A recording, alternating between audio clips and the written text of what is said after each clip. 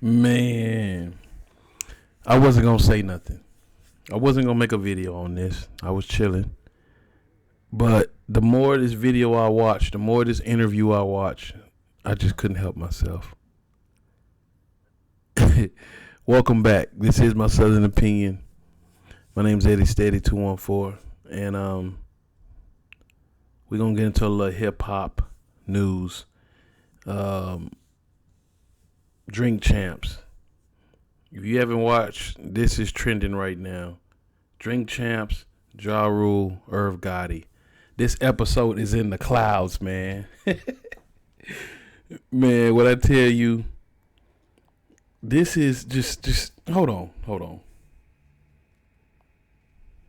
I never had a problem, right? Yes.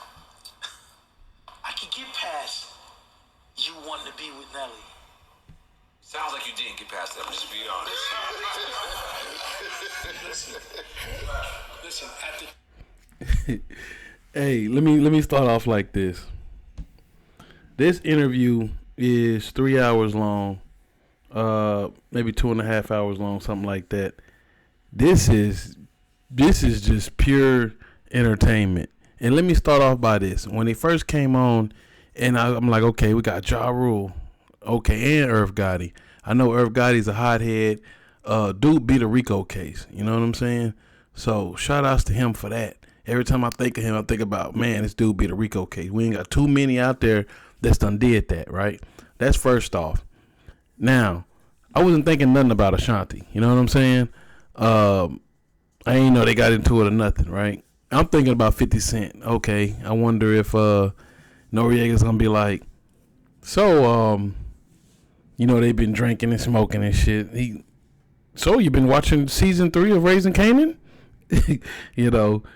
Noriega always, stirring up something.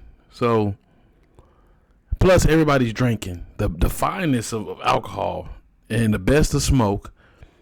I knew when they put out live resin blunts, they already had regular blunts, already got joints, already got plenty of weed on deck, dry herb, all this on deck, and now you done put out some live resin blunts. You know what I'm saying? And you got these hoes like, you got like 10 of them on hand. You know what I'm saying?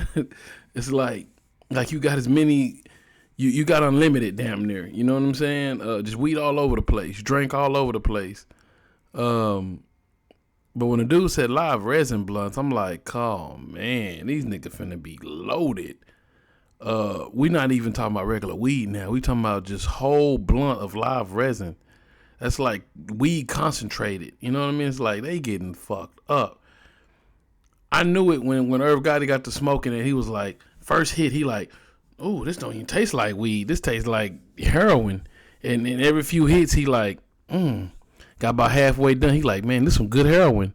And I could have been tripping, but it looked like that blunt was never getting smaller. You know what I'm saying? Next thing I know, he pulled out a whole nother one. Like, and that's what happens when you start drinking and smoking. You get enough in you, then you can go hard. You know what I'm saying? You just get a little bit in you. You know what I'm saying? Next thing you know, you can put away some damn marijuana and alcohol. So, and that's what happened. You see a lot of people come up there, next thing you know, they pissy, slurry drunk, and just fucked up. The weed also mixed with it. I got to do one or the other. You know what I'm saying? I don't drink. You know what I mean? It'll have you out there. It'll have you gone. And that's exactly what they was doing, getting twisted. Now, Noriega, he used to it. You know what I'm saying? That's why his show is based on that, getting twisted and talking. You know what I'm saying? And Noriega, he used to it. He get twisted all the time, every day, damn near. You could tell. He used to it. Then he got them Puerto Rican blood. He put away some whatever. You know what I'm saying? He'll put it away. But Irv Gotti, like I say, dude beat a Rico. So dude already got a big ego, man. Then he super rich, always signing down $1 million deals. He on there big talking how he was talking to some rich guy. He introduced him to another rich guy. These rich guys talking about, oh yeah, man, this guy can bring us this amount of money. So you got rich people investing in him. Just signed a $25 million deal. Dude cocky, you know what I'm saying? And from Queens. And like I say, done did a lot. You know what I'm saying? Took a record label that's out of nowhere to shit. Ja Rule was number one selling at one time. You know what I'm saying? Making records with J Lo and you know Fat Joe. He was kind of on his, not down and out, but he needed a hit record, and then he went to Murder Inc. and they gave him that What's Love, and that skyrocketed him. Right next thing you know, he leaned back and all kind of stuff. You know what I'm saying? So Murder Inc. done did a lot, but this interview right here, soon as he started getting drunk, like right now I'm an hour in. You know what I'm saying? 1:00 in. So exactly a minute, and this dude is drunk. He's fucked up drunk, man, and they got 2 hours to go. So definitely check it out. This is so far. I mean, it's really getting good now. He's starting to talk about Nelly and how Nelly basically took his girl because him and Ashanti was messing around. Ain't no secret. He'll say that she don't want to talk about it because maybe she had a boyfriend at that time. You know what I'm saying? And you don't want to make it look like she got this stuff off of doing some stuff behind closed doors talents other than being on that stage on that microphone talent. You know what I'm saying? You might have been on that microphone doing talent, but it wasn't a microphone that we know you for. You know what I'm saying? It was some shit behind closed doors. And who's to say if that really happened? Irv Gotti sure do act like it. He act like she was marvelous and that he caught feelings for her. But also he act like it has to do with we making money together, and now that we can make more money together with this tour and this movie and all kind of stuff about Murder Inc. and Kadu Puerto Rico and all that. So all this like that's movie material. You know what I'm saying? A record label who done dodged the feds and all kind of stuff. So you don't want no part of that. That lets people know that it's something deep. She's really upset. She don't want to have nothing to do with Murder Inc. no more. So something behind that, and that hurt him too. That's somebody that you was cool with, you done made millions with, and all of a sudden they block you and don't want to have nothing to do with you. Don't want to speak to you no more. None of that. So you can tell it definitely cut him towards the heart. You know what I'm saying? And then she did it so coldly. Like, I don't want to have nothing to do with Murder Inc. I done went on my own way. But then too, that let me know, what if he done said something that's done cut her deep, like you wouldn't be nothing without me. You know what I'm saying? That type of shit. She is the talent. You know what I mean? And these record labels, they got the money to start off with. When you ain't got no money and you just got the talent and you trying to get noticed to sign that big deal, that's when the record label come in. They got the money already. They looking for the talent. Y'all both need each other. You know what I'm saying? So when y'all fall out, you can't say, "Oh man, we made you. You ain't nothing without me." Okay, maybe your record label would have failed without me. You know what I'm saying? It really go both ways, and that's just, I don't know. That's the wrong thing to say to somebody, especially if you want them to be down with you. You can't say no hurtful shit like that. You know what I'm saying? In a way, I feel like Irv Gotti ain't wrong. You know what I mean? The way he felt like you turned down some more money, getting into your feelings. But then too, what really happened between y'all? Don't nobody know what happened behind closed doors. Did he hit her? You know what I mean? You don't know what's done happened. Some reason where she don't want to have nothing to do with you no more. She don't win. She got Nelly. She just don't want you no more. And I know that may hurt also. You know what I mean? All that together. Not only do she not want to make no money with you no more, but she got this younger dude. Now if you ask him, he like, "Oh, I'm doing good. I got 3 other women and all this other. I got all the women I want, and I always had a pretty woman, and Ashanti ain't nothing." It's like, well, why you talk about it so much? But that drink and that good green up in them, you know what I'm saying? That bring it out.